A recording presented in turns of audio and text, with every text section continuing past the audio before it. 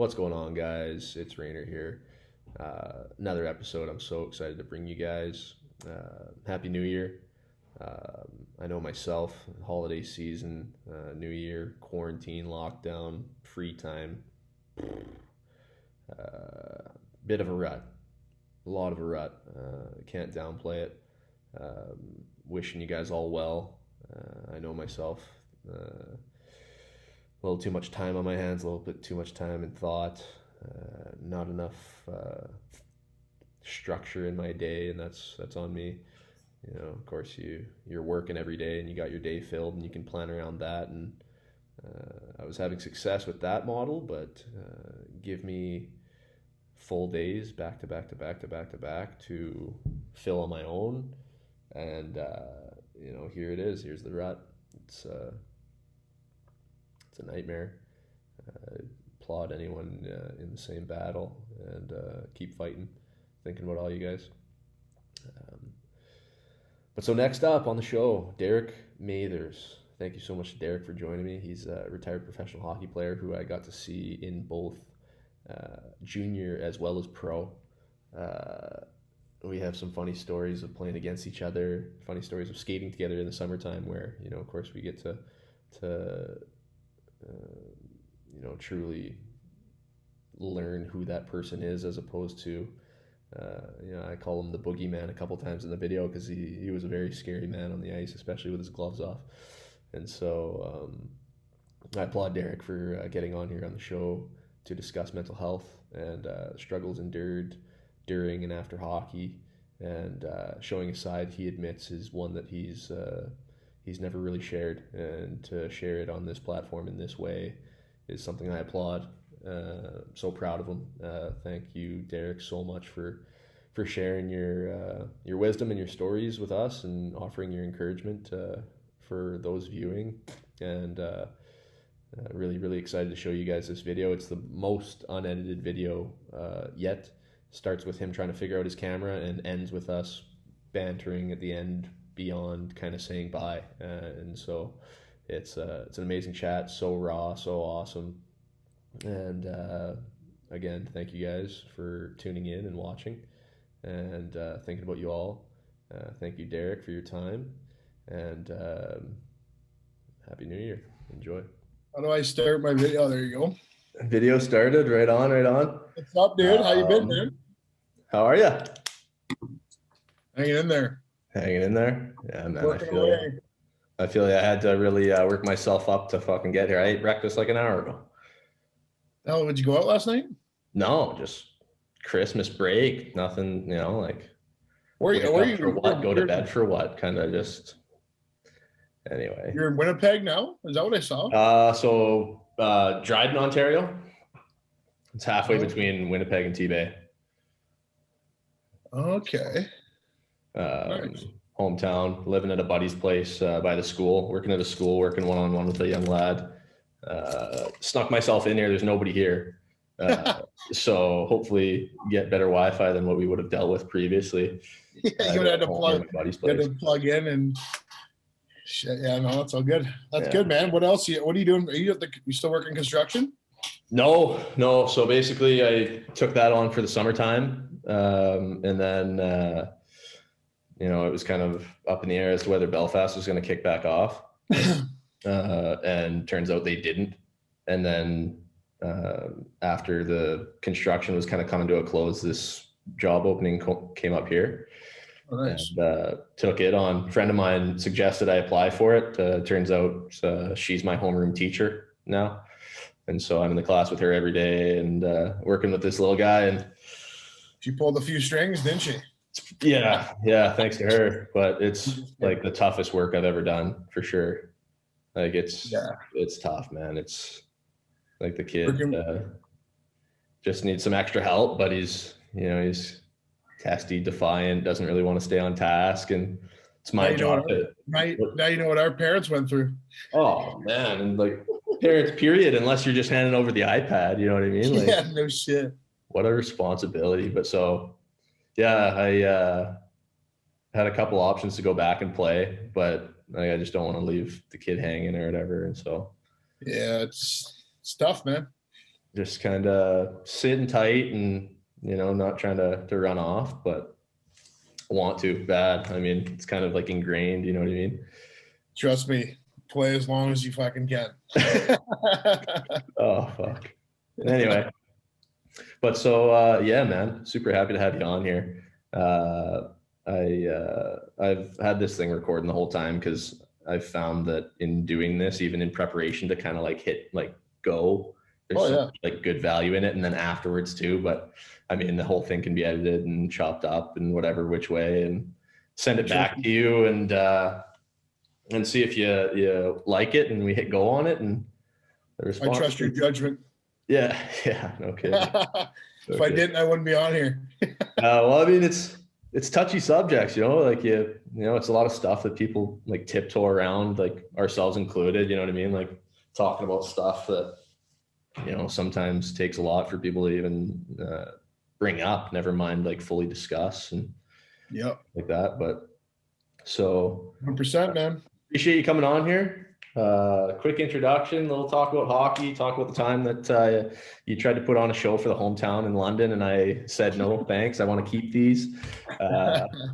And I want to hear about you know, how playing was for you. And I mean, you obviously get the same questions about fighting all the time and stuff, but like, you know, I know that like us as hockey players, we just hear the same questions and we spit out the same like cookie cutter answers, and we don't really, you know, like I feel the biggest and coolest thing about having these talks is I've got to talk how I want to talk and say things how I feel. And it's like, wow, like this guy's like a person. It's not just cliche central like you hear on. It's you know, we're down two, and you know, a lot of turnovers there, and they're a good team. Got to give them credit. And since you know, I retired hockey, I actually struggle to watch hockey interviews now because it's just so cliche, and it is what it is because we were all there. Like, you know, I've even watched back some of my old interviews, and it's like, man, like, what are you saying? Like, did you mean any of that? Was that just like it's like someone had something behind you and you're just reading cliche after cliche? They could have asked 10 questions and that answer was coming out the exact. Just chip it in, do this thing simple, do the little things right. Man, that's all. Yeah, no. Anyway, we'll fire it up. I'm excited. Everything from that. Were you in Lehigh when I got my teeth caved in by Stephen Delisle? Yes, I was. You were. Anyway. I actually, even better, I lived with him. Yeah. So he got to brag. Didn't I set that up, kind of? What's that? Didn't I message you before saying Delisle was looking for a fight? He's kind of a middleweight, but look out, he's a lefty. Maybe. And then stupid me, I'm like embracing it. It's like giving me a left-handed stick. I'm a right-handed player. Like it doesn't. Yeah, he's and that Delisle guy, he's a good buddy of mine. He lives out in Quebec still. He had shoulder issues and he liked fighting, but he was a pretty good defenseman too. Yeah. And if you triggered him though, holy fuck. Like it was like the guy who threw bombs left and he caught everyone off guard, and he's 6'6", like 220. Yeah. Man, because I replayed that. I referenced that all the time, like because the commentary in the video is so funny. It's like, oh, it's Stephen Delisle with the left, and another left. And I'm like, that's what's his Bob something. He was the Lehigh guy. He got right into it. And like the best thing I could do was like, I kind of like did like a heel kick and like spun out of it, acting like it was all cool. I was like, yeah, I'm good. No, I'm not good. He reminded me, he's a really good dude, but he always reminds me of the Boston Bruins announcer. Like if you weren't watching the game and were listening on the radio, you would think you left in a stretcher and your head was knocked clean off. Yeah. That's what he announced like, but it was always fun to listen to. Man, that's so funny. Anyway, we'll let this thing roll. We're letting it roll. Thank you so much, Derek Mathers, for joining me on here today. We've been talking about it for a long time, and super happy to have you on board with the campaign. Videos have been kind of spitting out slowly, but it's a bit of a process, you know, focusing on, of course, the awareness side more than just kind of collecting funds and stuff like that. But it wasn't long after my first video that you just instantly were like, hey man, like, love what you're doing. Like, I'd love to get on, let's go. And those are the responses I'm down to hear. I mean, it hit home. Like I've always thought about doing something like that too. And I just wanted to find the right platform. And I didn't know if I wanted to do it over mental health or do it more like, just like kind of like, talking about hockey and funny stories and stuff. But then you kind of tiptoe across a path you might not want to pass, might not want to get into, and you get into some of the stories. But yeah. And then I saw yours. I'm like, man, that's awesome. I want to be a part of that. That's it's pretty cool what you're doing. And I mean, it takes a lot of balls. I mean, to do it, and then actually put your face out there and jump, face first into it like you did. Yeah, man, it's tough. It's heavy. It's made me dig a lot deeper into my own too, right? And like that's tough. That's hard work. I applaud anybody like facing any of their stuff, because it's so easy to deflect and kind of shy away and not deal with things. But that eats you up even more. And so I guess let's talk. Let's kind of use our way into that whole bit. We've crossed paths very few times along the way. We got to play against each other in junior, got to play against each other in pro, skate with each other in the summertime, which is where, that's where everyone makes their connections, realizes that the boogeyman isn't the boogeyman. And you know what I mean? Like, yeah. And so that's the best part about being in London too, is there's such a good crowd. Like there's like 10 skates a day if you really wanted to, that many, like, and it's all good players all the way from 14 to 35 years old. And yeah, you have tons of options. It's, I'm from Strathroy, you're from even smaller than I am. Yeah, it's tough to even find an ice rink in the summer. Yeah, exactly. No kidding. So London was always nice that way. And yeah, you get to see and meet a lot of people that, you always played against, but you never really, actually got to meet them other than yelling at them during the game and trying to fight them. Do you remember that mini game we played at the end of a skate the one time, and you like split my lip open? Puck rode up a stick, hit me in the face, and I tried to like play it off. It was like right here is this scar. I don't know. You know what? I think I do remember that, because I think we were gonna go to Nova Era after for lunch. Yeah, and I was like, I can't. Raine was going to get stitches instead. Yeah, had to call up Dr. Dieter. I've been asking my mom for that picture. I know she brought it up. Like, I don't know. Time is such a funny thing to me. I'll say it was like last year, but it might have been 5 years ago. I feel you. But it's like it was gruesome. It was gory. If I do put it in the video, I'll have to put like the graphic content displaying in 3, 2. Like it was bad. It'll get kicked off everything nowadays. But I'm sure glad that that's how you split me open instead of in London that time we played against each other. It was like the last time the Petes were coming to town. That's the closest place to your hometown is London. Yeah, the biggest house in junior hockey, arguably. And Mathers wanted a piece of the Raine man, and I politely declined. And you very honorably understood. I think was that when Paxton LaRue was with you guys? Yeah, it would have been. He got suspended, because I remember the whole time everyone kept talking about LaRue, and I knew him from Peterborough. Like I knew of him, played for their tier 2 team, and I remember everyone's like, man, like he's tough, like he's smaller than you, but he's a nail gun. Like the guy's crazy, he likes to get punched, and I thought for sure that's who I was gonna fight. And I had I think it was like my mom actually ordered 2 school buses from Strathroy. Yeah. Oh man! And I had about 120 people at that game. And everyone was looking. They wanted to see me fight. And I was so pumped. And I remember getting out in warm-up, and he wasn't there. Man. And then I was like, I just got to find the next biggest guy and see if I can trick him into one. And unfortunately, that was you. Yeah, that was, fighting is just something I'd never, ever gravitated towards. You have a couple ones where you don't get hit and you feel kind of all right. And maybe you get a guy smaller than you, but then you like find your way into a real one. And I remember it was Adam Restool in like a preseason game, and that was another like predetermined thing, like, hey man, like I gotta like show that I'm I'm here kind of thing. I'm like, yeah man, like me too, like it's I remember of course they're not allowed to tell you, hey, like you have to fight, because that coaches aren't allowed to do that, but it's kind of like, hey, you're a bigger guy, you're a defensive defenseman, you're not scoring us any goals, like you're gonna have to. I'm like, well, it was more of like a encouragement to practice something or to do something in the summertime rather than, just be like, oh yeah, I'm going to come show up, play. I can't make a tape to tape pass, but somehow I'm going to just make the London night. Going to fight someone. Yeah. And so Rusty showed up on the messenger and he's like, hey man, like I need one. I was like, all right, like let's preseason. So you're getting kicked out, right? You're getting kicked out. I'm like, man, like we'll save it for the third. Like, and then I think it was like the second period. He's like, Raine, man, like my groin, like I gotta. I was like, all right. And that was another like lefty situation. I don't know anything. I'm just like, yeah, sweet. Like, they'll catch you off guard if you don't realize. And it was like a flashbang went off. I don't know what a flashbang going off in the face looks like. I know from playing video games that it's just white. Yeah. And it was just like, boom. And like nose broken, 2 black eyes. Like, this isn't sweet. This isn't cool. Like, I don't want to do that ever again.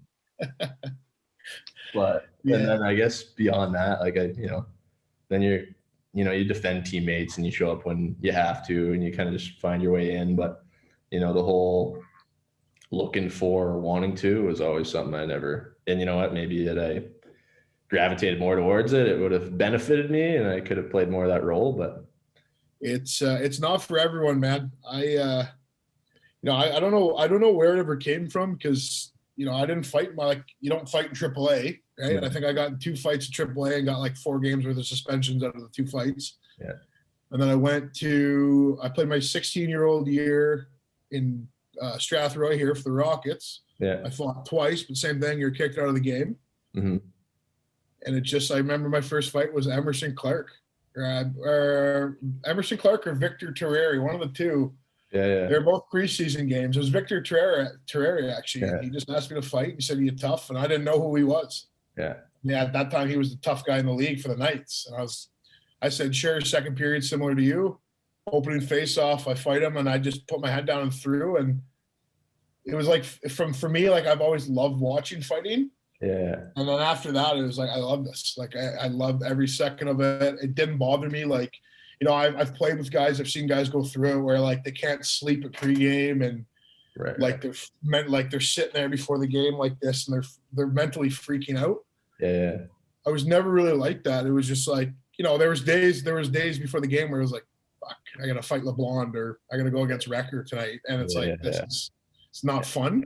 Right. But it was always like once you got the butterflies out, like I used to get butterflies before every fight. Yeah. Even fights I knew I was gonna like easily win, and but the minute you got into it, you don't feel anything, and you just get through it. And I still miss it every day. Like, and that's the thing. Like, me off the ice, I'm a nice guy. Like, I don't look for fights. I don't. It's not. But when I'm on the ice, I guess it's just that. Well, everyone has it, right? That switch. Yeah. And I just found it, and I've loved it. Like I loved every second of it. There was never a time where I'm like, man, I don't want to fight tonight. Like I was like, I can't wait. Like I want to get out there. I want to go. Yeah. Like and I enjoyed playing the game too. But if there was a fight, it's like let's just get out of the way and play. So it's so fascinating to me to think, because like you said, there's the extreme of the guy who has like a long distance to travel to become the guy when he's got the switch on, right? That's me. Yeah. Right? Like for me to become that is just so far away that it's like me doing that. I just can't even do it. Well, right? The thing is, not to interrupt you too, but like as someone that isn't a fighter, mm-hmm. in order for you to get yourself to where you need to be to fight, you have to be mad. Like you have something has had to have happened. And that was the same thing with that Stephen Delisle you mentioned. Right. Is, he would kill everyone he'd fight, but it took him a while to get to where he needed to be as far as like mentally, because he just didn't drop his gloves and fight for fun. It was like something had to happen. And I mean, that's tough, and it's not fun when you have to do it that way, because you find out the hard way too. You sit there with your chin on the platter because you're so mad and someone tags you. It's like, this sucks. This isn't fun anymore. Well, I'll definitely be putting that link up in this video so that people can see that he makes it look fun. It makes it look like very easy for him, but that's just because I'm an easy opponent and I'm not a lefty. Give me a right-handed stick, can blast the puck. Well, not blast the puck, blast the puck. Left-handed stick, can't do it. I was skating out here at Christmas time with my buddy, just on the outdoor rink. He's never played organized hockey in his life. And he's like, man, like, how do you do that? I'm like, well, like you're, this and that. And he was getting frustrated. I'm like, dude, like, you're not even like, why do you get frustrated? Yeah. I was like, dude, here's the thing. And I flipped my stick over. I was like, I can teach you every pointer. I know exactly how to do this, but like, if I have never done it, feather something like into the corner. I was like, then I can't do it. Like, I need my 10,000 hours of mastery, or like, like relax. I could never do that. I mean, even with like going back to like the lefty thing, like even when you knew how to fight, and even like where, when I was at where I was with fighting, like I came up against Justin Johnson, who knocked out John Scott. Remember that? Yeah. That was right after. And he wanted to fight me, and I knew he was a lefty, and I dropped my gloves to try to catch him quick. And as I went to grab, he put his left shoulder back, and I ended up grabbing him on his right, and he beat the wheels off me. And it was like, and I still remember in the penalty box after, he thought I meant to do that. He thought I was ready, and I remember him yelling at me like, "The guy's the nicest dude in the world."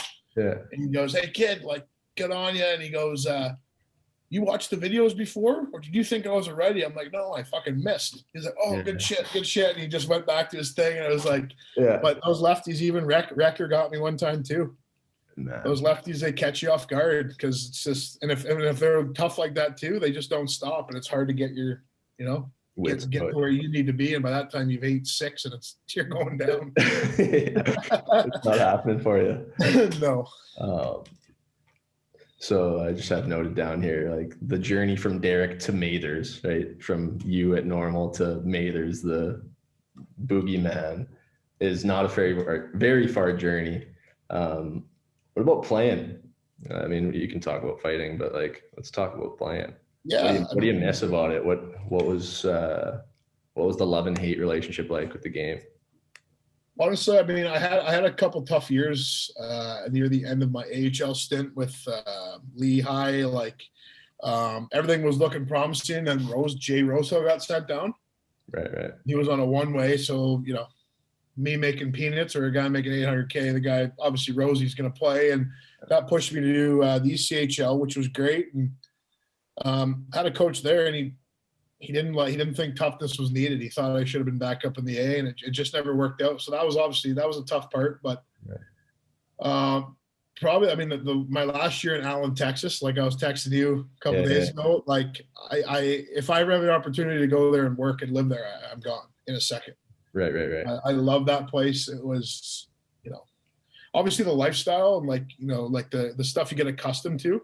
Mm-hmm. Going, grabbing a coffee, going to the rink, seeing the boys, throwing a chew in, and then you're out in the rink, and then you're going to have a workout. Then you're on like, I'm living in Texas. We're on the golf course or fishing by noon every day. Yeah. Like, it was, it's so unrealistic in the real life, but you get accustomed to that. Then it's like when your alarm goes off at 7 a.m. and you got to drive to London with a suit on, you're like, what the fuck am I doing? Yeah. I mean, that's it. You just miss all that. I mean, you obviously miss the dudes too. Like, you grow. Like, I went into Allen, Texas, not knowing a single person on the team. Right. And that's probably where I grew some of the best relationships. I still talk to a lot of those guys. It was like, especially with the fighting role too. I mean, you've probably seen it, when a tough guy comes in, he starts sticking up for people, or, doing that. You kind of get taken under people's wing pretty quick. Like, they're like, okay, that's, he's doing that for us. And it was awesome. I walked in, and it felt like you're part of a family there, and you just miss that stuff. Like, you don't find that at a workplace. No. Okay. Right? It's, even, there's team mentality, but realistic, people are there for a paycheck, and people are trying to move up the ladder, and it's a lot different than the real life. It's just tough because you can't emulate, you can't recreate it in another setting, because you're showing up for, an hour or two a day, working so hard, so intensely for one thing, and that's being better, winning, all striving for this goal. And then the rest of the day, like, you're still all together, except get to enjoy the day or do whatever as you please. And, you do it all over again. And so, I mean, I guess I've only been not playing ever since like last March or so, but man, like what a transition it is. 'Cause you don't have that 20-man family, like, right away. No. You don't have that guaranteed to see them every day, especially if it's the COVID. You just don't have it, and you can't recreate it. And it's like, you know, 100%. And anybody that you speak to who's done playing says play as long as you can. Man, it's funny when I decided to retire, I had almost 20 offers from 20 ECHL teams, and it was just like I just felt like it was time. And I remember sitting there. I remember I was in my car driving actually, and when I got a call, it was actually Toledo's coach. I forget his name now, and he gave me an offer that, looking back on it, probably shouldn't have resisted. Like I should have went and played again. I missed that side of things, and who knows what would have happened, but. I remember thinking to myself, I'm like, man, like I'm fine. Like it's like I like getting away from it too in the summer as much as I like playing. So it was like, I'll be fine. Like I'm going to be okay. I don't need to. Like I'll get a job. I'm probably good at sales. I can get into something, and you just thought that you were invincible, and like it wasn't going to matter. Like that switch wasn't going to be missed. And it was like 6 months in, and it was like, I felt good. I had a good job. I found a good job, went in, loved it. It was like real life Derek now. And then it just kind of dawned on you, you're making at that time, like half the money you're making before. You're trying to figure your life out. And it's like, man, like, what am I doing? Right. By that time, you're almost even 6 months. Like it's tough to come back for that, especially a guy like me, like, a bigger guy, not that skilled. So like, 3 days off the ice would be like 2 weeks for other people. Right. It was tough, but it's tough to get through. Like it really is. I mean, I'm coming up, I think 4 years retired, or 3.5. And even still, like there's days where it's like, fuck, man, that looks sweet. Like, ECHL was fired up again. It's like, I could be playing in Florida right now. Right. Yeah. And there's still tough guys too. Like there's guys, there's a lot of toughness still there. There's, and even then too, in the ECHL, like, you can play too. Right. So there's still a lot of opportunity there. And I think part of it, when I retired, I didn't think it was going to be there much longer. Right. And it's still showing that it is. And then too, even overseas, that was always an option too. I was at offers from there, and I was never really sure. My biggest worry about going overseas was I'd like it too much and never come back. Oh man. That's a genuine fear of mine for sure and that was my plan. Like I was kind of in Belfast looking to play long-term there. And now as it is, my visa's all messed up because I've been out of country too long. Like I have ancestry in, my grandmother, I think she passed right after I was born. She's from England. And so I got these ideas spinning of like running hockey schools over there and doing this stuff. Like, okay, what can I do here to stay? And then green field over there too for that stuff, right? What's that, sorry? It's like a complete green field for that, like hockey schools and stuff. Like it's nothing like here. Like they need stuff like that. Right. Yeah. It's like grow the game. Like there's so many people that love the game in Belfast, but then as it is, there's only 2 rinks. There's the big rink and then the community center. The community center has 52 hours of public skating every week. 52, guy. Actually, I swear. And it's a big money grab because it's just like, all right, come, get your skates, go on the ice, no coaching. Like they're just printing it. You know what I mean? And so then here I am knocking at the door to say, hey, like, I want to do some coaching. I want to like grow the game of hockey. Like how much for the ice? And they're just like, right. Cause they can't really put a price on it because they hope that there's 500 kids out there with, each with a 10-pound rental. Wow. Anyway, but so I was all gung ho on like, there's so many barriers to enter, but I'm going to like bash through them all and it's going to be awesome. And then like, probably not. And I was told by everybody, probably not, just because the powers that be, there's, you just can't, you're emailing with the rink or the community center for a year straight, been through 4 or 5 different people. And they're all just like, that's cool. No, nobody wants it. Nobody wants the liabilities. Nobody wants like, it is tough. But then COVID hit and now like staying there long-term isn't even a possibility because if I was to apply for a UK passport at the end of the whole thing, they'd be like, it says here you were gone. Yeah, my job was lost, my apartment, my car, everything that kept me here is like gone. Yeah. You know what I mean? So it's like, but like going over and like getting stuck is definitely still like a fear because I do love coming home and see my family. And that's been the best part about the whole COVID thing, for me at least, is that I'm home and I've seen more of my parents or my family than any other time, because I'd come home for 2 weeks at a time. That'd be it. Yeah, no, I mean, it's always nice coming home, man. Yeah.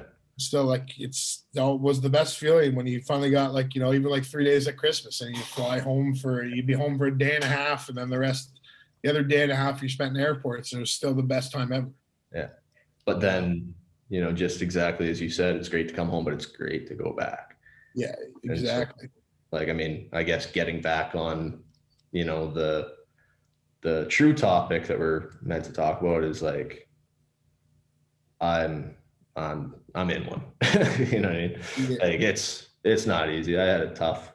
Ever since Christmas, I've been grinding, because gone goes my routine, right? And it's kind of like, wow, you know, go to bed for what? Wake up for what? Work out for what? Gyms are closed. I'm on the floor doing more push-ups, like, you know, and so you have to really search for that why.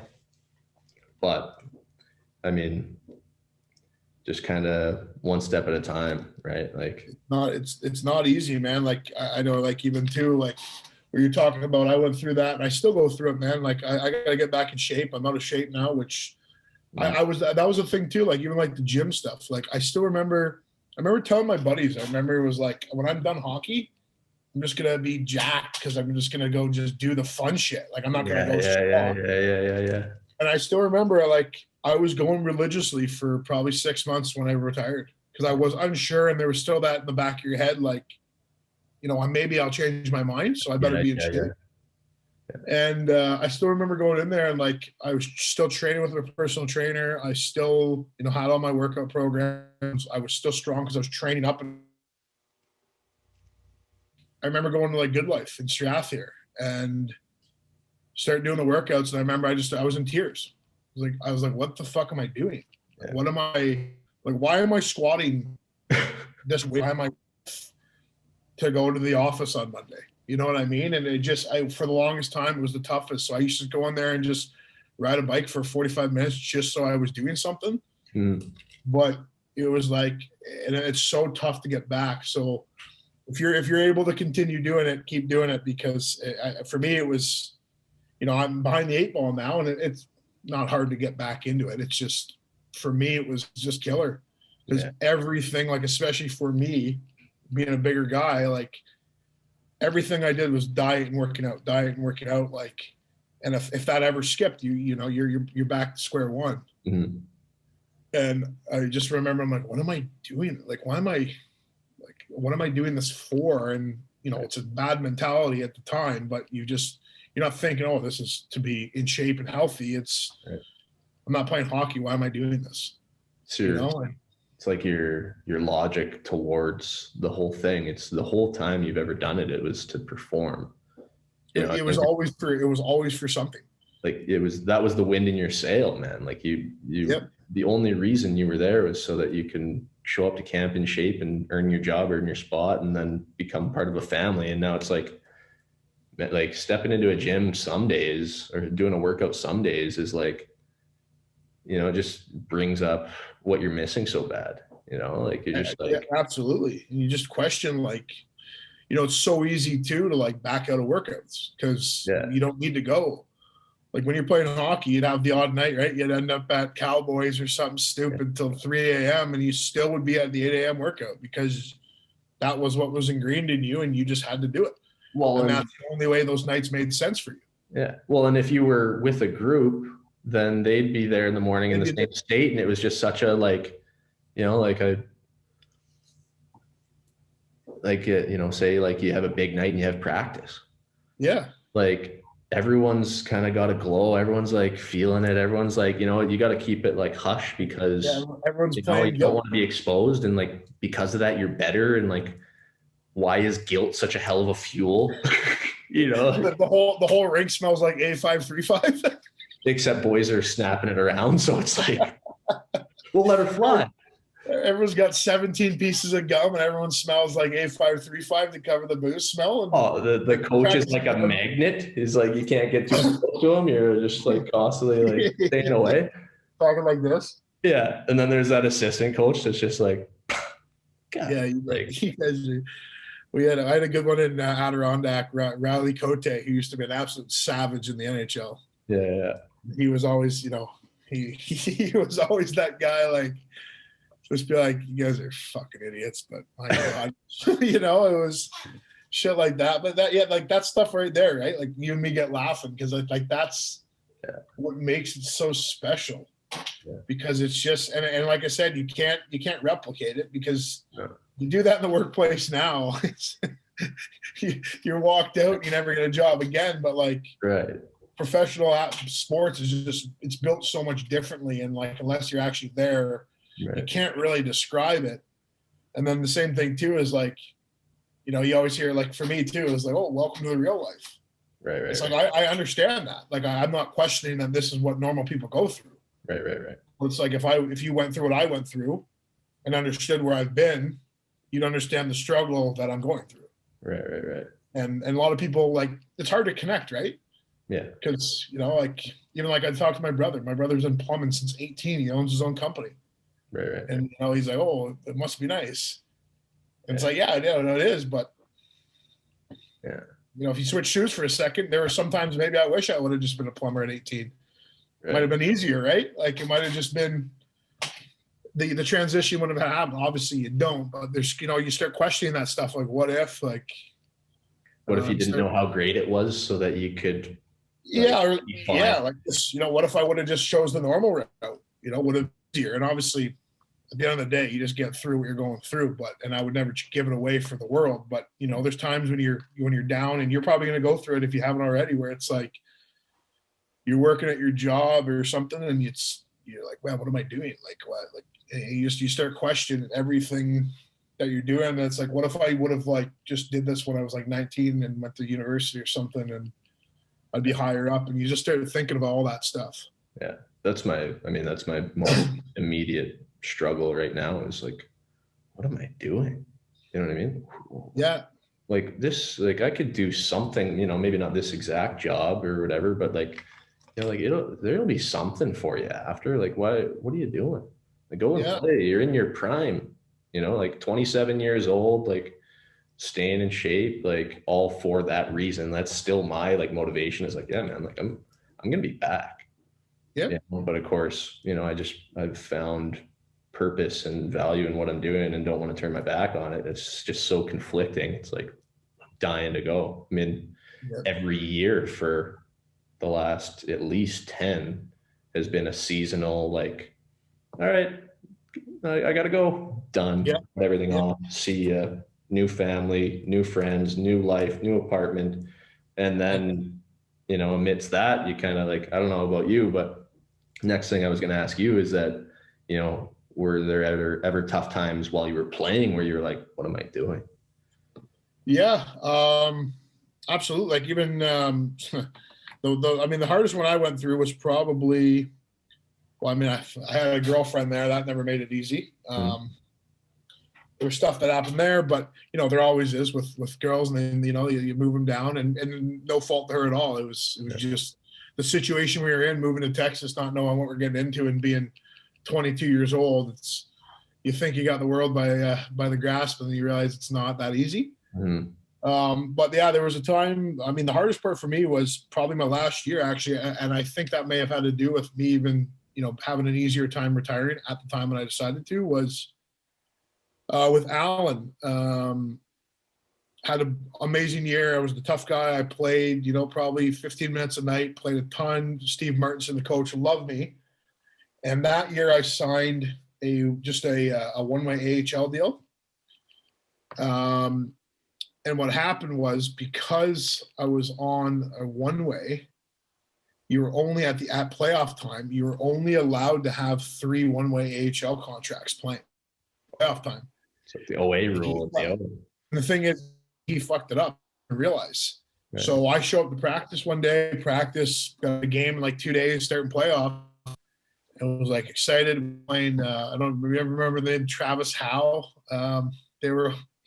He was their tough guy, and it was going to be a tough playoffs, right? The ECHL was full of savages. There was crazy guys on every team, and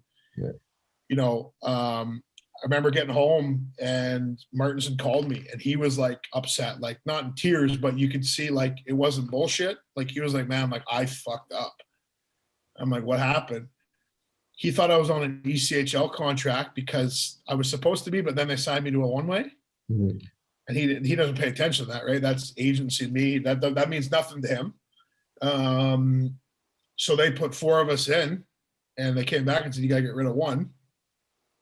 And our top 3D were AHL contracts or a tough guy. Right, so we had to play them, right? And especially they were on 2-way with NHL, so the NHL teams forced them. So there was nothing he could do about so I got the call and I was like, you're done. Like, you're not playing playoffs. And I was like, what the fuck? Like, so excited. That would have been my first playoffs in pro. Mm-hmm. Like I played on a couple, not the best teams. We weren't the best as far as point wise. And we had a year like that. We could have went far and we ended up getting shit kicked in the second round, mm-hmm. and just got slaughtered in toughness. And he apologized after. And, he knew he messed up too, and the whole situation, because I remember I was bawling my eyes out. I was so mad.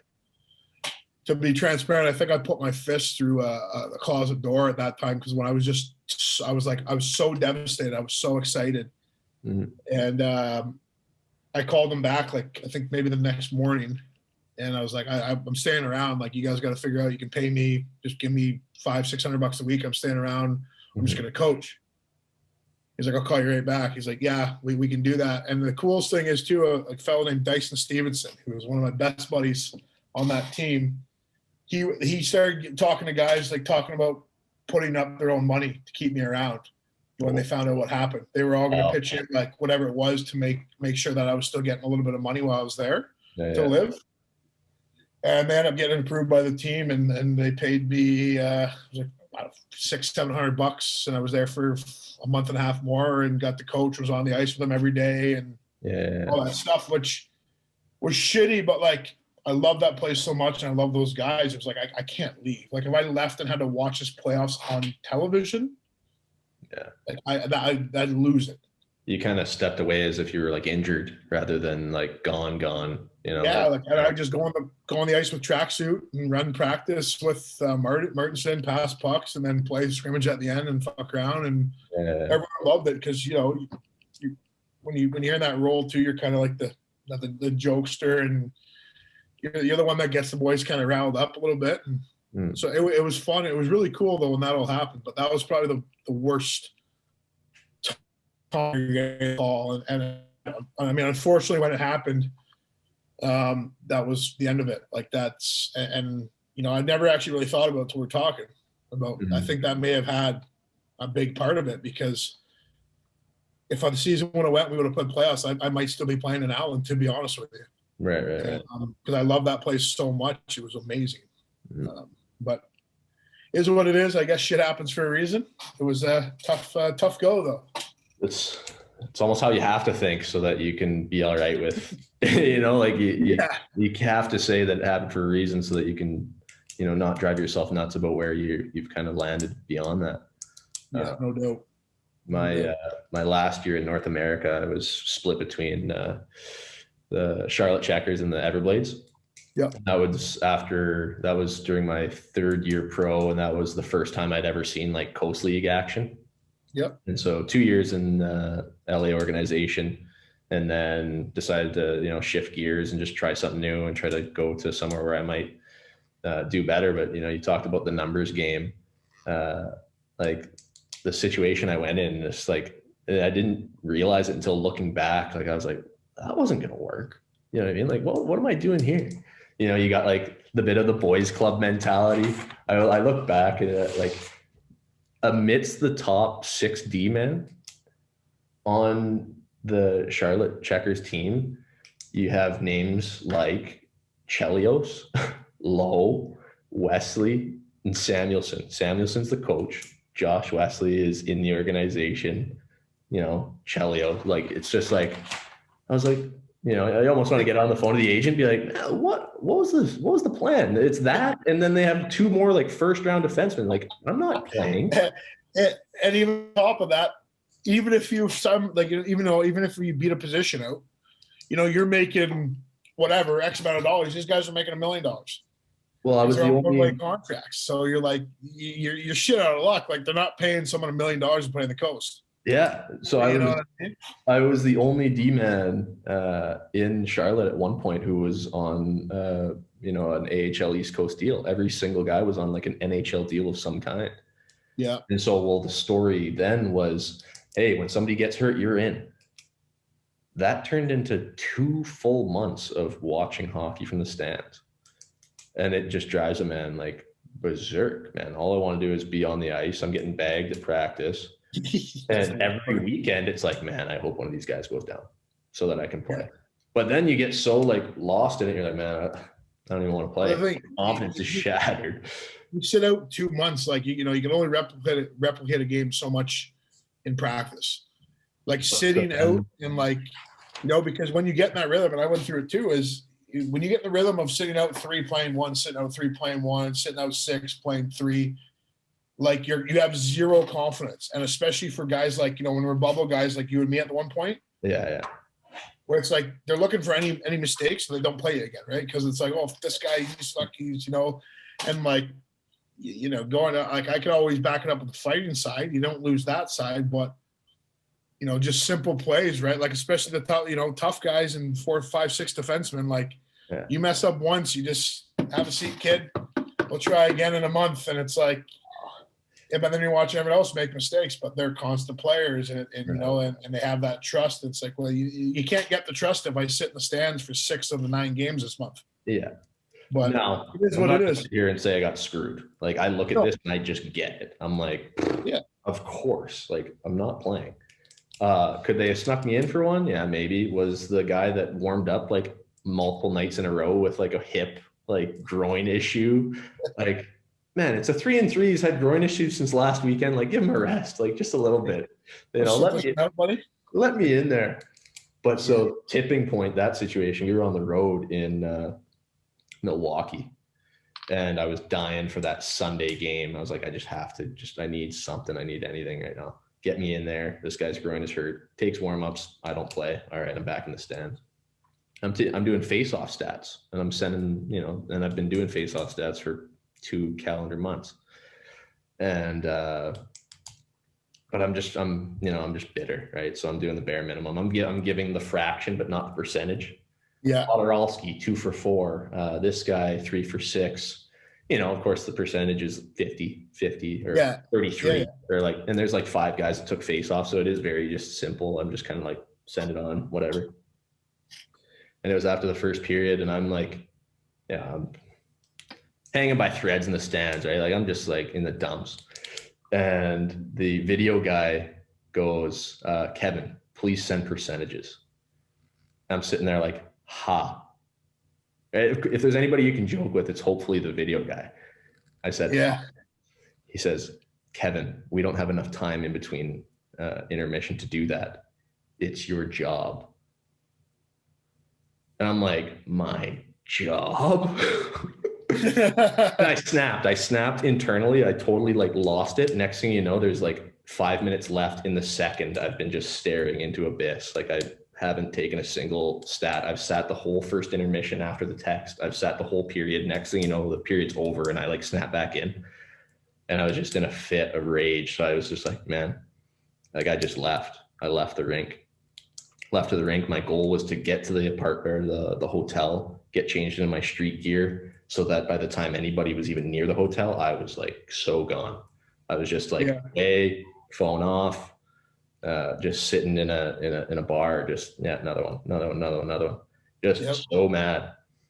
100. And finally at like, what's that? I said, I can't believe the video guy. Nothing against video guys, but the video guy of all people had the balls to say that's your job. Like it's and if it was my first game sitting out, right? It's part of your job. Yeah, all right, whatever, man. Like I'll send it to you. But like I was just like I had one thread and he just snipped it. That was it. That was just simple as that. I'm pretty sure nowhere in your player contract though does it say, No, and like I'd love to help you out. You're not the reason I'm like sitting here in the stands. I'm sure. I hope not. You know what I mean? Yeah. I will do your stats. I will help you do your job. But man, like it's your job oh, I lost it. So then it wasn't until like midnight that I like turned my phone back on, and it's just all like, you know, where are you? Dude, are you all right? Kevin, come to the office right now. Well, coaches, players, everyone looking for me, you know what I mean? And I just like, I got an attitude, you know what I mean? I'm just like, I'm going to go find the boys, and like, I'm done. Like I was just like, I full like table flipped, you know what I mean? I was just like, enough of this, I'm done. And it was funny because Patty Dwyer was my roommate on that road trip, who later played with me in Belfast not last year, the year before. Yeah. And he, like, to hear the story told back to me about like, you know, the explosive exit that I kind of made, right? I'm like, oh yeah, that's, you know, I probably should have handled that. Did you reply to the video guy before, or did you just put your phone away?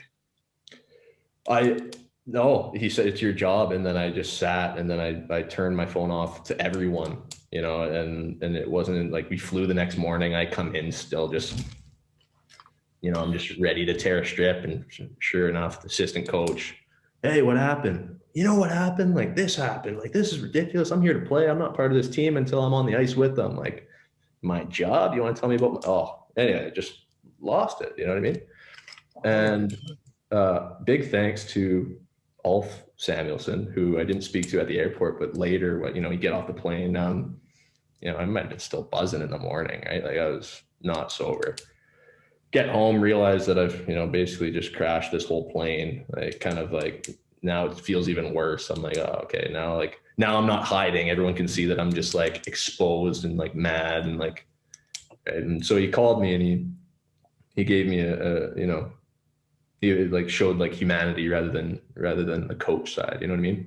Yeah. Like, how are you doing, man? Like it, you know, obviously you're not like doing that great. And, you know, when you sit out, and, you know, I know it's tough to handle. Like I got boys that play, you know, I played, and, you know, you start sitting out too long, you start drinking, and he's, you know, talking habits, talking stuff like that. And he says, but so your agents told me to send you down to Florida. He says, do you want a one-way or a two-way? I said, well, can I think about it? He's like, no. And I was like, give me a one-way. And so then previous times I'd been in Florida, I hated it because I didn't want to be in the coast. Yeah. But when I was there and embraced it, like I loved it. Played, scored my first goal back. Selly, it was World Junior time. A totally made up Selly that like I don't think I've ever seen before, because I've just been dreaming about it up in the stands every night. But yeah, but so I applaud Ulf for, you know, it's not his fault I'm not playing. We all know that. That's another thing to, you know, again, stepping back. Yeah. Situation, I know I'm not playing, you know, in the situation, I'm mad at him. I can't be mad at him. He's, you know, handcuffed by whatever GM or whatever is kind of happening up top that nobody knows about. Yeah. And, you know, the nice thing is you stepped into your shoes for a second, right? Like it's so nice to have someone that's you know, willing to do that, because it is a business, right? Right. Yeah. There's a lot of, and everyone sees it, right? And it's to no one's fault, right? You're not. It's professional hockey. People get paid millions of dollars to do it. So, you know, if you have you know, sore feelings, then too fucking bad, really. But it's nice when those coaches, like, because you weren't doing anything wrong, you just weren't getting the chance. So it's nice for him to actually see that and fix the issue to the best of his ability, other than saying, oh, fuck you, Rainer, like you're just not good enough, see you next year, kid. Like, yeah, right? Because a lot of coaches and a lot of GMs will say that. It's just like, you're not making the cut, see ya. Yeah. And you weren't making the cut. It wasn't you were making the cut, you just you couldn't get in because of who was in front of you. Yeah. Well, and the crazy part about that story is the kid who I replaced, Tyler Ganley, went up from Florida up to Charlotte, didn't play a game the rest of the year because nobody got hurt. And there he was in the exact same situation I was. Yeah, you'll get in when somebody gets hurt. Nobody got hurt the rest of the year. This is from like December all the way to the end of the year. A D-man didn't have a game missed. And so had I not done that, then, you know, I might have been done playing right then and there too. Like, hey, just all of a sudden I was health bombed from January all the way to the end of the season. And like, man, like if I didn't like take that stand, where would I be then? Just shattered, go home in the summertime. Like, man, like I'm not going back. I don't want to go back to that, you know? It takes a lot out of you, man. It's a whole nother, like you said, it's just a whole nother level. Like, and it's like, it is a business too. And like, even like, with Ulf there, he might have wanted to play it, but it's out of his control. Like even in the AHL and the ECHL, just to a certain extent too, they're coaches, but they don't have a crazy amount of say, depending how close they are with their, their farm team. But right. Like, in like Adirondack and Lehigh, coach didn't have much say. Yeah. It was Hextall and those guys. It was like, these guys need to play. These are the ones that are playing, and it is what it is. And you can't hold grudges. It's sometimes getting a shitty situation like that. And, sometimes too, I would look back, like the one ways, I was always on a one way. And then, you're playing on a team where like a guy gets called up to San Jose one week and then he's in Florida the next. And he's like, before you know, he's played 25 AHL games and then signed one of those teams next year on a one way. Right. It's like, sometimes I always think too, would I have been better my last year to sign just an ECHL deal and be available to 32 teams instead of one? Yeah. Who clearly didn't have room for me, hence why I was signing that contract. Yeah. You know what I mean? But that's all in hindsight, man. It's good. We're here now, and we made it so far. Yeah, we're making it. We're making it. There you go. We're all making it. Do you have coaches that you can recall that really stepped in when you were? I got a whole list of them here. I got so many coaches to thank for tending to me when I was down and out. You know what? What do you have there? For me, like, so I was always with like the Phantoms. So I mean, for me, like Riley Cote was always good. He was always skating with us. He'd do everything in his power. He'd come lift with you in the gym after, and he went through what I was going through. Right, he was a fighter with the Flyers, and was in and out of games. Was in the AHL for a bit. Like he got what was going on. So he was always there. Steve Martinson and Allen, still one of my favorite coaches. That guy was an absolute psycho, but loved every second of it. Like in a good way. Like I liked that kind of stuff. He liked the tough mentality. He'd try to get in some fights on the ice himself on the way off, and it was just awesome because it was like, this guy he's passionate. Right. Those are the two out of my pro career I'd say that were really, really tight. And obviously when you go down, Jody Hall in the OHL, he took over after Mike Polino was there and named me captain, and that was the best year of my life. And shit like that. Like there's so much stuff. There's so many people to thank too. And you go through them all. I could sit here all day. Like even like billets, right? You know how billets are. Like I played one team for 3 years. Yeah. My billets in Peterborough, the best humans ever. Like I still consider my family. Haven't seen them in a year or two, which is definitely on me. But still talk to them all the time, and they're like, they're your second family. You live with them. They took you in under your wing and paid for all your stuff, and they had no business doing that. They do. People like that are the ones that you wouldn't be here if they weren't there. So you know what I mean. So it's always cool. It's it's nice to look back on that stuff for sure. Yeah. My billet in London, I owe her a phone call. Hi, Chris, if you're watching. She's an amazing person. She was a huge rock for me when I was in London because I, struggled. I think through this, obviously I've been pretty open that I do struggle, and there's no doubt that every step along the way I have. She's huge for that time period in London. The support she was able to show, the love she was able to show, so big.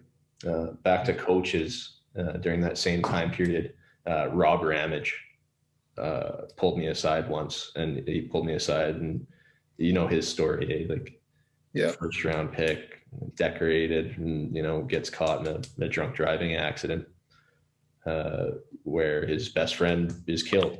And so is a guy who had everything set up and all that. And then, one bad decision and there it was. And next thing you know, he's going to jail and whatever else. But, I can't remember exactly what I was going through. It was probably just a mixed bag. I find ways of just kind of hanging on to too much. And so by the time I'm in these weird states, it's not that any one thing is bothering me. It's just that I got too much in my bag, and it's just like, man, like, what are you hanging on to? Like, everything. Yeah. But I remember Rob pulling me aside. He's like, and he told me his story and his like perspective, and maybe the story a little deeper than he would have told, maybe say to a group, because he's told that story many times. And he gave me a very amazing piece of advice, which I've struggled to figure out how to put it in here because it is a bit controversial. He says, you know what, Rainer? Nobody gives a fuck. And you got to be careful with the context of that, because, you know, it can be very powerful to somebody who's ready to hear that in a certain way, but it's also not something that people want to hear. And so I think that what it meant to me at the time was I felt so much pressure, right, to perform from the coach, from my family, from, you know, the hometown who's pumped that I'm there and I'm getting scratched and I'm like, whatever, struggling along. And he, you know, of course, based on his experience and like the shame that he felt, you know, about his family and whatever, it's like people still have to live their lives. People are still like going about their stuff. You know what I mean? And so it's like, I guess in that moment, he must have been able to tell that I felt I had a lot of eyes on me. And he's like, eyes aren't really on you. You're just putting this all on you. Like, just do your thing. And it, like, that bit of advice in that time was like, you know, I was ready to quit, and I was ready to, I'm going home to Dryden. This sucks. Girls at home. You know, like I miss my friends. I miss your family. Yeah. I get ripped at practice. I get ripped in video. You know, like, I'm done with this. How the London Knights are so able to pump out NHLers with their style is so amazing to me. I have to sit down with Mark and Dale and be like, how do you do it? How do you forge guys in fire? Because in other organizations, guys are trying to swing the same hammer and it just crushes guys. Crushes guys.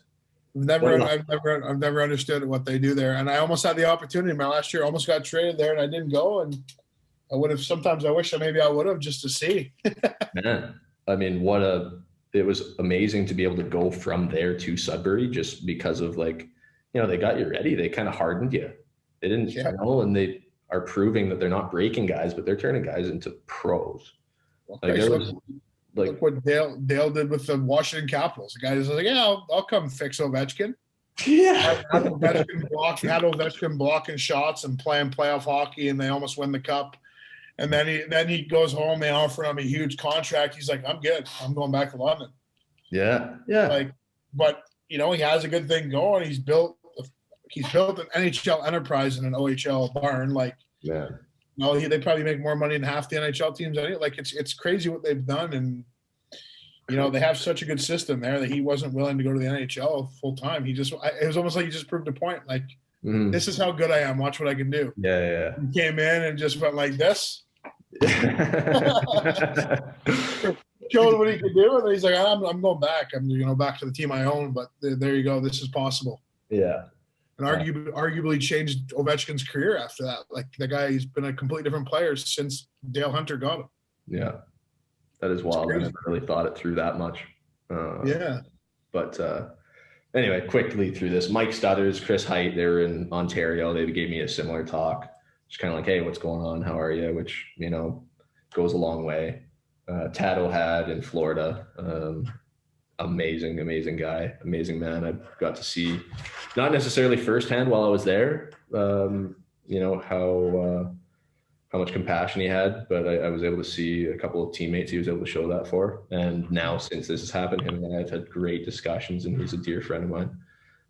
And then most recently, Adam Keefe in Belfast, who, you know, there was a time this year where I just like Rainer, what's going on? Like, are you okay? Last thread. Like, I'm not okay. I'm not all right. He's like, just go to my office. Go, like, this is on the ice. And I'm just like awful state. He's like, just go to my office. And so I just like went into his office, and like, he's like, man. And he just let me say what I had to say. And the next thing, luckily I got the hair, just a shield. I get to like hide behind the hair as I'm getting undressed and showered, and I'm in the dressing room. But like, you know, all those guys, especially, and then of course all the other ones along the way, and billets, like you said, and family and stuff like that. But big thanks to those guys. Sounds like you have good coaches along the way. I mean, that's awesome. Good coaches, good people. That's what it's all about. I mean, you know, it's not always about, you know, there's different ways to approach the whole like mental health game. I think it's so interesting. Like you got some people that are like 75 hard, like quiet your bitch voice and this and that. And then it's like, man, I don't know if that person needs to be harder. You know what I mean? Like they're kind of like pushing a lot away and pushing a lot down. I think maybe that there's the other side that's like, you know, man, I think they got some stuff to actually go in and like have somebody help unravel all this stuff. I don't know what your like, what your personal strategies would be or what you think is most appropriate. I think it depends on the. I mean, I my thing was, I mean, to touch on that, like, you know, the hard thing, that's just the hockey player mentality too, right? Like you gotta be hard, like, and you know, on the ice I was like, you can two-hand me in the forehead and I'm like, okay, let's go, you know, and like, and that was just my mentality. And but it's, you know, mentally it's so hard to talk about. Even still, like I don't talk about it much, honestly. Like I really don't. I've tackled it on my own to a certain extent, and you know, I got my family, obviously they're aware and they've helped, but you know, I'm not looking for like a charity, or I'm not looking for someone to come help me. Like I still have like, I can do this myself. And to a certain extent, I think I have, because I found a good career. I've gotten to where I want to be. And, you know, that's been a huge burden for me, was, you know, like financially too, like, you know, you're going from making X amount of dollars to you're making 1/3 that, and you're trying to get a place, and you're like, everything's just so scrambled. Right. Mm. So for me, I've just kind of tackled it alone, and by no means I don't think anyone should do that. Definitely follow Raine. You know, talk to people, because I mean it's a dark spot, man. I was there. I mean, you probably saw my post a while ago too, on Instagram. I think that's, you messaged me about it. It was maybe that was like the first time I ever said anything about it. Really? I'd have to go back to see like specifically what it said, but I haven't taken any of that shit lightly, like since starting this. I think that everyone just needs a little bit of encouragement and a little bit of you know, reassurance. And you know, I wrestle with these videos because I get to see the views and the analytics and all that stuff on them. Yeah. And like the watch rate, like you can see at what point in the videos like people fall off. People click on it and they see, oh shit, this thing's an hour long. Like, nope. And so like the dive is instant. And then like, I think the most of the videos, there's like a 9-10% like success rate. And so that's the people that are seeing it through. It's like, well, you got a couple hundred views. That means you got 20 people that watched it all the way through. But then it's like, man, maybe those 20 people really needed that, you know? Absolutely. And like, I mean, you know, I'm conflicted with this whole thing too, because I go really back and forth on, you know, my perspective is like shifty. Something can be so great, and then it's like the worst thing ever. So I go from like, I have to do this, I'm the guy, I'm going to do it, to who the fuck do I think I am? You know what I mean? And so it's like, it's all here, man. It's all just like, and so like, I think what I've concluded is that, you know, I'm a fool to think I can help anybody, but I'd be a bigger fool to think that I can't encourage people to help themselves. You know, I think you'd be surprised. And all it takes, like, and I think too, like, you know, you've played on how many teams? How many pro teams, let's say? Yeah, I call it 6. 6 years, so 3. Six, say 30 guys. Yeah. Let's say 30 guys a team on 5. So, you know, you have, you know, 150 players that you've played with, guaranteed 50 or 60 of them are going through what we are. Yeah. And, you know, whether they're willing to talk about it right now or whether they're not, that's one thing. It's just, you know, like even like when I was going through, it was kind of dying down. I was feeling good. And I saw your thing. I'm like, man, that's genius. Because you don't need to, you know, it doesn't need to be a spitting chicklets to be successful. No. You know, it doesn't need to have, right? Because normal people, a lot of times probably won't watch that. It's like, oh, this doesn't apply to me, which is okay. Yeah. But there's, I mean, in the hockey world especially, and all the people you've met and been around, and people in London, like, you know, and I see like even like B Clutch is always liking your stuff, and they have a huge following and stuff like that, right? And people watch it and it resonates with a lot of people. Yeah. I think you'd be surprised. Like you are helping people, bro. Like it isn't, you know, that's why so many people want to do it, right? Like you're getting people that want to step up and do it. It's not, you're in a tough situation. It's not like everyone once a week's raising their hand saying, we want to talk about this. Right. Because not many people are willing to yet. But stuff like this will open that up. And I think you'll be surprised if you continue on this. I think it'll turn into a weekly thing, because there's a lot of people out there that will see stuff like this and go, no, maybe it's my turn. Yeah. No, I hear that. And that's the thing too, is that the more diverse these conversations can be, it's like, this person's talking to that person. They're like, you and I, we're talking, like we weren't even really teammates, but like they're telling each other that, like, man, like, yeah, me too. Like, yeah, it's a brotherhood, man. You know, but to build that, right? Because we're, you know, everyone's kind of staying away and nobody wants to talk about it and nobody wants to publicly engage. Like the engagement in, like, say, the inbox versus like the public, like, likes and all that stuff on any of this is so wild, and it's heavy, and it's like, you realize, like, man, like, you know, everyone's got a story. It's just how they tell it, you know, and some people can have a great story. We have a great story, but there's no doubt that there's bumps along the way. And if you don't handle those bumps, then, like, man, bumpy road, next thing you know, you're torn to bits if you let it, or if you see things through that scope, you know. Yeah, well, I mean, like you said, we have an issue now, and not an issue, but, you know, this stuff comes out from a past life that was something that, like, you know, less than 1% of people in the world ever get to live. Right. So, but there's other people that watch this too that, you know, come work in a factory, whatever. It's all the same thing. People go through this stuff, and, you know, sitting there, and I was the number one advocate for just get over it. Like, that was my mentality. It's like, I'll be fine. I'll just keep, you know, like you said, grind away, because that's all you've ever known, right? When something's hard, you grind it out, you figure it out, or you fail. Mm-hmm.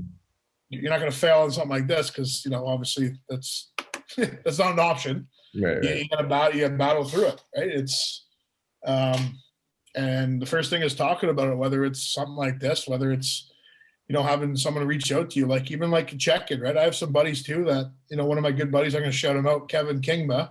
He's been there forever, since I played pro, especially. That's when we first became friends, and like, he's like your buddy there, or what you mentioned earlier, where if something's up, you'll get a text like, hey, what's going on? Yeah. And it's like, and it's like, you're just waiting for that, but not many people know, and there's not many people that are that close to you that you're willing to have that conversation with. Mm-hmm. And he's one of them. Yeah. And it's, you know, you just got to find someone like that, you know, willing to, hey, let's have a beer and chat, or coming over, let's, you know, have a coffee, whatever the case is. It's nice to have someone like that. And then that's where it grows too, right? Because then he starts telling you about stuff he has, and, you know, you find out that everyone's pretty similar if you really start talking to them. Oh, for sure, man. So, like, we're crazy to think that we're the only person with problems, right? Like, everyone. And whether you've made them up, which we do, which I do all the time, you know, whether you've created just a grim looking scene or a grim perspective on things, you know, it didn't happen by accident. You know, it happened because of a very slow process of maybe not managing things right, or, you know, so like, for example, me right now, like, I know that there's very simple things that I have to do to just, like, kind of get back on the horse, right? Like, start with the simplest things, the things that matter. You ever see, like, the making your bed, like, talk? The speech from that, he's like a Navy SEAL or something. Yeah. So you make your bed, well, then you're encouraged to do this and that and another. It's like, well, the only thing I did today before 3 p.m. when we met was, like, get up. You know, I just, like, sat, and it's like, well, you're alone by yourself. No wonder you're just thinking crazy. You're thinking, like, you know, just shit, right? Like, not even anything specific. It's just like, when you just kind of, like, sit, you're drawn to everything starts running through you, man. Well, like, let's get your motor going, get in the shower, get the toothbrush, get some breakfast, put on a tune. I have to start putting on a tune, man. This is something I've been meaning to like say.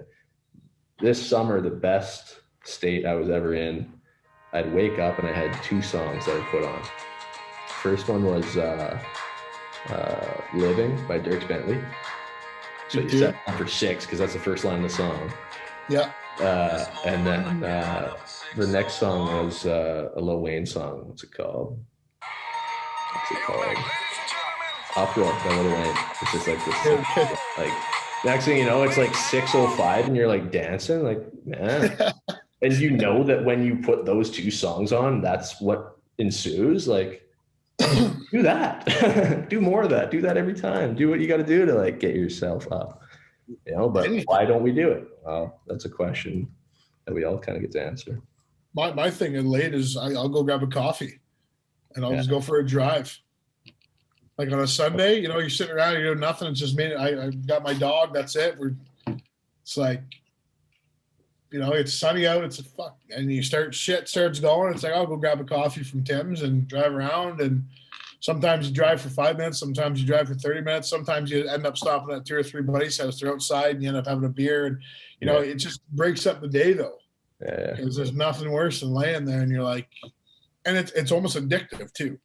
Like when people are going through depression and stuff, sitting, like you become so accustomed to it, you don't even realize you're doing it. Like laying there, and I still do it. Like I catch yourself laying there watching Netflix or something after dinner, and then you take your dog out and then come right back and back to the movie. It's like, I'm like, what the fuck am I doing? Yeah. You know what I mean? Like what am I doing? And even too, like my thing was sleeping too. Mm-hmm. Like you sit there and it's like you watch a movie till 3 a.m. because you just stuff was running through your head and you just had the movie in the background and then your alarm goes off at 7:30 for work and you're like, and then it's a vicious cycle because now you're tired, you go home, nap, then you can't sleep again at night, and it's just, and you just become accustomed to it and think that's, I'm just tired. It's like, no, you're depressed and you don't want to do anything, and you know you think you're comfortable with just laying here doing nothing, talking to no one, saying nothing. Yeah. And I mean, that's the worst thing you can do. Yeah, exactly. By far. Oh man, I think we covered a lot of ground. I think we could keep going and keep going. We might have to do part 2 later.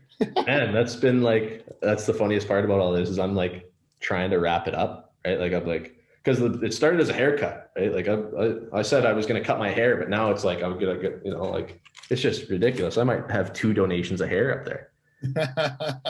And but then with every step comes like the potential for another one, and you know, more people interested in talking, like you said. Like I'm like, you know, I'm at a point where like I do want to keep doing it. There is huge value in doing it. It's just that it's like, you know, I wanted to make it an annual thing, an annual haircut. Well, you can't do an annual haircut if your planned August haircut happens, you know, what are we, January? Yeah. Well, it starts everywhere though, right? Like, you know, now you have a following. Like I know you sometimes you probably think you don't, but people like it. People love the stuff they see. Like, like I said, I don't watch. I'm that guy. FYI, I'm the guy that watched 10 seconds of the video and I've watched every single one of yours, and I don't do that. Like that's just not in my blood. And I'm like, this is interesting. Yeah. You start listening to it, and like if I'm watching these videos, someone else's. Right. Because I'm the last person to sit there and watch an hour video of 2 dudes, or you know, you and the I forget the woman's name you had on the last one, but I put it up this morning. Applin, yeah, like I would never in a million years click that video normally.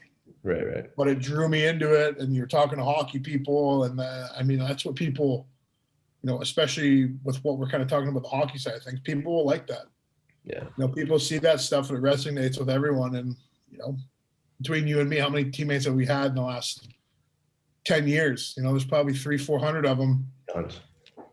And they see this, and it's like, shit, I'm going through this too. Let's reach out, or let's do something with Raine, or whatever the case is. It doesn't matter if it's 10 people or 200 people, it's still doing something. Yeah. What was your goal coming on here? Because if we can say that we've accomplished it, then I was here to help. Like, it's just cool to see someone going through what I went through and still go through. And if I could, obviously, I mean, we've talked about this, but if there's anything I can do, let me know, because you're gonna probably start going through what I just got out of. Right. And it's this, a lot of this before it goes back, and it doesn't need to be 2 years like it was for me. Right. The thing is, you have a better grasp on it. You've opened up and talked about it early, where me, it was like no one even knew for 3 years, 2.5 years before it was like, man, I'm fucked. Like, this is mentally, I like, something's wrong. Yeah. And but yeah, I mean, that's just the biggest thing, is just awareness. Like, don't be afraid to talk. And like I said, I've told you more on this thing, and that's going to go live to people, and I've told anyone. Like, I've never, but that's the cool thing with the brotherhood of hockey. You get talking to a dude that's been through the same shit. You know him, you've played against him, you've battled with him, you tried to fight him, and then you're able to sit here for an hour and a half and do this. Yeah. Like, we're in a very unique position, because not many people can do that. I'm really proud of you for coming on here and being able to share that. And I think, as scary as the topic, if you are just upfront and honest, like, we've had a lot of laughs in this talk. Yeah. We've very lightly tackled a very tough thing. And, it's because we're talking about it when, say, I had to psych myself up for the chat, like, I'm coming into this with, like, maybe a bit of an ego, right? The protector, right? Like, I'm rock solid. I got my armor on when I'm talking about this. So I try to talk about it in, like, a funny way, but as I can do that and talk about it like that, there's times I talk about it in absolute, like, agony, you know what I mean? Like, and of course, that's not something I want to do publicly. If that ever comes to be, like, I think that'd be very raw, and you almost have to show it, turn me into, like, the Michael Jordan crying meme or whatever. As so long as it connects to somebody, if that were to happen, then perfect, Yeah. But I think that, by you joining this and speaking like this, I think you'll be surprised as to who will reach out to you and be like, man, like, maybe they saw that, maybe they knew that you were struggling, but you were walled up, or maybe that a guy like yourself coming forward and just simply saying, yeah, man, I've had a tough time. They're like, wow, this guy had a tough time. Like, it doesn't make it so crazy that I am then. Yeah. Right? 1,000%. And so, like I said, man, I'm super happy that you reached out when you did. It took a little long, but it was funny that you reached out the way you did, because I was thinking, man, I got so much time on my hands with this Christmas break. Like, there's no reason why I can't be, like, doing this. And of course, you were kind of always and immediately like, hey, like it, let's go. And you sent it pretty late night too, and I got it right away. I was like, yes, let's go. I was sitting here watching my show Bad Blood. Yeah. And I was like, I once again went through and I paused Bad Blood and watched one of your things, and I was like, man, like, I said I was going to do that. Yeah. And then you started thinking, it's like, fuck yeah, I got to do this. Like, this would be, cool. I'm like, the thing is, I mean, my mentality, I don't care that people know about me. I'm doing it like you're doing it too. Like, it's nice to talk about it. Like, and I'm not doing this so people say, oh, Derek, I hope you're okay. Like, I'm okay. Yeah. But it's like, my reasoning behind reaching out and doing it too is like, man, I know there's so many people that are going through this. Yeah. I know, talk to guys that are going through this. I've played with guys that I know are going through it, just won't admit it. Mm-hmm. And yeah, it's true too. Like, it's like, that was our protector. That was our tough guy. And like, he's saying this, like, we can talk now too. And even if it doesn't, it is what it is. It's nice to talk to someone in the same boat a little bit and be able to kind of compare stories and whatever it does for the viewers. That's amazing. It's just more that team mentality, right? Like I'm telling you that we're wearing the same jersey, I had to tell you I was wearing the same jersey, and you're telling me the same thing, but like, yo, like, we're on the same team, man. Like, we're both battling. We all are, but to recruit as many people into that community and team, to realize, like, supports are so closely there. People are so commonly going through the same things. People are, and just like some momentum against stigma, really. But Yeah, man, mission accomplished, because proud of you for joining me, and my hat's off to you for kind of showing that vulnerability or whatever, and simply just discussing it. I think we had a great talk. Super excited to stay in touch, and if we do need a part 2, then we can part 2. And if there's more you want to share, I'm down for anything. It's awesome, man. I appreciate it so much. Thank you. No worries, man. Well, I appreciate your time, Raine, man. I hope everything's good. Thanks for having me. Hey, no problem. Until next time. Yeah, baby. That's good, man. No, that was great. That couldn't have gone better. I've been dying for, like, I feel like the chats have been, I try to be better every time I go into one, and the more it's just like, see what happens. I feel like the better they turn out. 100%. I don't want to sit here and interview anyone. I do want to just be like, tell me as much or as little about that, Well, that's the nice thing. Like, even like, you go back to the hockey thing. Like, that's something we're able to do. Like, if you brought someone in the regular world and they didn't know you or weren't close to you, it would be tough, because you're not on the same, like, you guys, they do one thing, you do the other. Right. There's no connectivity on that. Right. With us, we both did the same thing for 10 plus years. Right. We both have the same crazy stories, and like, it's like, let's just compare notes and laugh at the funny shit that happened, or let's be mad, or whatever the case is. It's always, there's so much funny shit. There's so much shitty stuff. And it's like even too, like, I've known you enough, I've been around you enough that I didn't know you went through that in Charlotte. Like, I had no idea that was happening. No, and that's, it's a tough story to tell, because I don't want to, like, I mean, the worst thing is to, oh yeah, I got fucked. Oh yeah, I got screwed up. Politics, this. And it's like, hey, I'm gonna tell you a political story that I fully understand, that sucked at the time, was the like shittiest thing to happen in the moment, but I can laugh about now in a way, Yeah.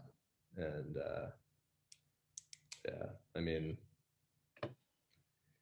it's a tough go. I hope you're well now. I know you were talking about, how you want to get back in the gym, and yeah, I mean that's a simple fix. It's not like, it's like, oh my God, it's just, I just want to get back in the planes. Like, I just want to be, and it's not even so much the shape thing. Like, that's, it's not like I'm, like, holy fuck. It's just, it would be nice to be just back in the routine, right? Like, once you get the routine back, you just feel better, and stuff falls into place. Like, that's the biggest thing too, is routine.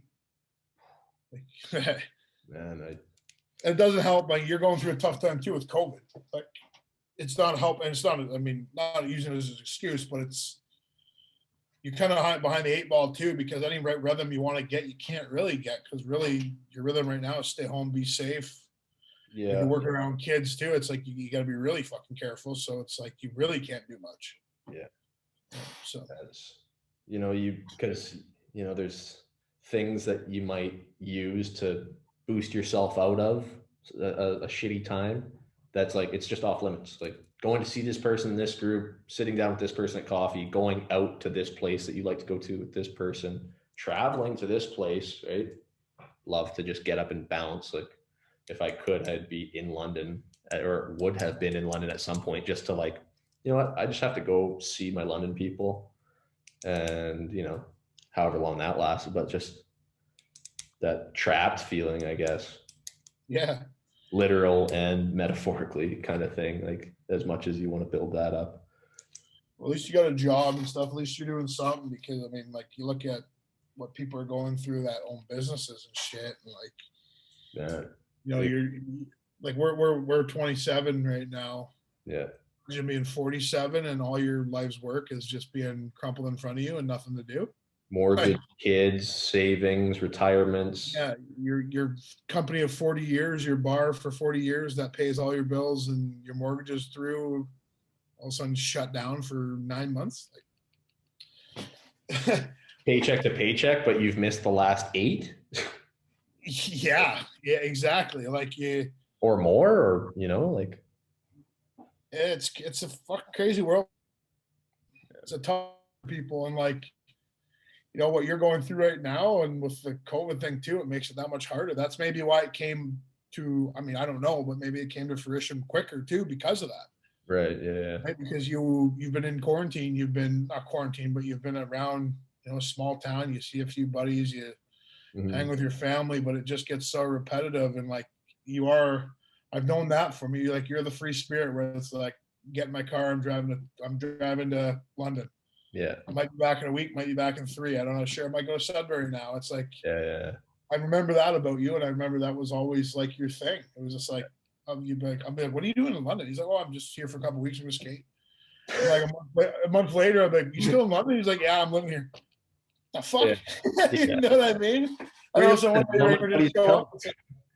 Yeah, it's like, where's Raine? Oh, he went back home. It's like, oh. Yeah. You know what I mean?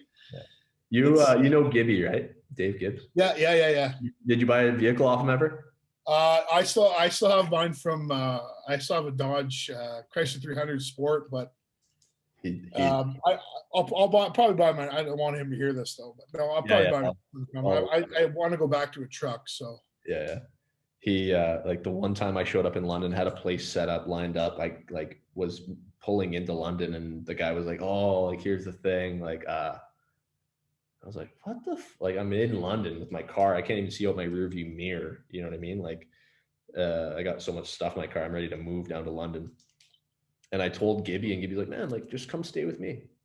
I was just gonna. You lived there, didn't you?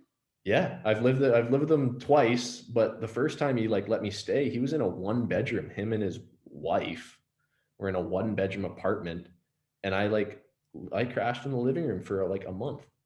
Was that across from Costco? No, different place. It was at the corner of like Hyde Park and Fanshawe. Because it's actually funny you brought that up. I forgot until you brought that up, but I went to his house when I was still living in London. I moved back to Strath now. Yeah. I went and I just went over there, had a couple glasses of wine with him and his wife, and watched the Leafs game. Yeah. And he was showing me the house, and he goes, "And this is Rainer's bedroom." Yeah. When was that?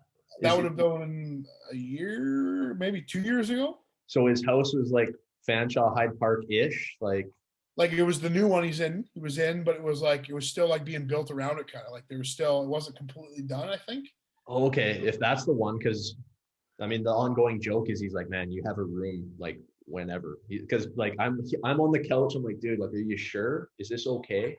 He's like, "Man, it's fine. It's fine. Like, don't worry. Like next year when you come back, I'll have a room for you." I'm like, "Dave, like," but of course, like I'm on the couch, and like I'm like, all right, I'm on the couch, so I'm like down like minus like however many like off the get go.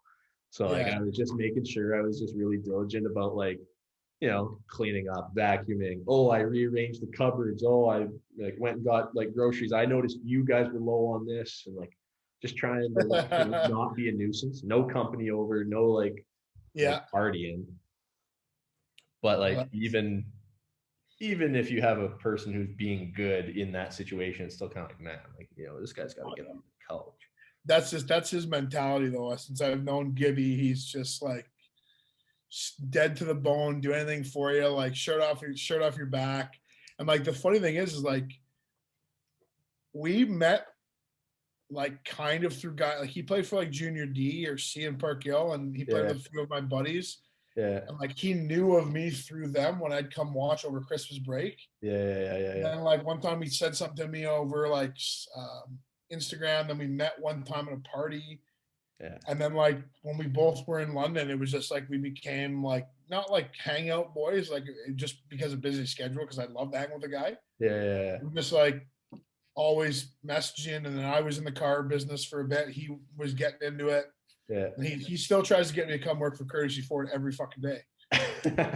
He wants me to come work there, and it's just funny because like we're, you know, that's a guy too. Like I could call him right now, he'd pick up instantly, and if I needed to talk for an hour, he'd talk. And like we're friends, but we're not like, you know, he wouldn't stand at a wedding. That's not gonna surprise him, right? Yeah.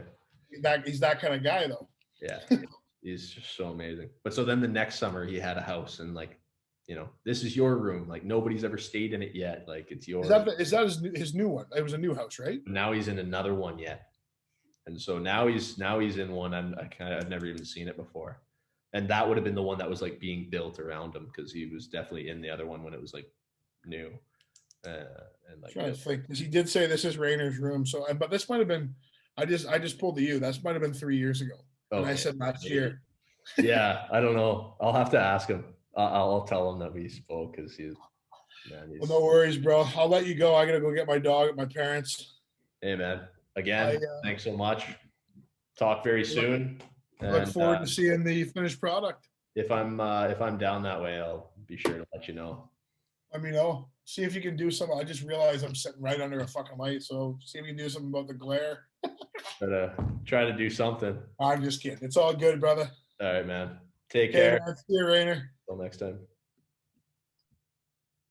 Thank you guys so much for tuning in. I really appreciate the support. Hope you guys enjoyed this episode. See here a link to anything that's happened thus far with the campaign and where you'll find anything else that'll continue to happen with it. Hope you guys enjoyed this interview. Don't be shy to like, share, comment, all that good stuff to ensure that we can continue having these conversations within our communities, our homes, and amongst each other. Understand that you're not alone and reach out in a time of need. Also see here a link to my Just Giving page in support of Action Mental Health Northern Ireland, as well as stay tuned for the following credits showing a list of resources here in Dryden and surrounding area.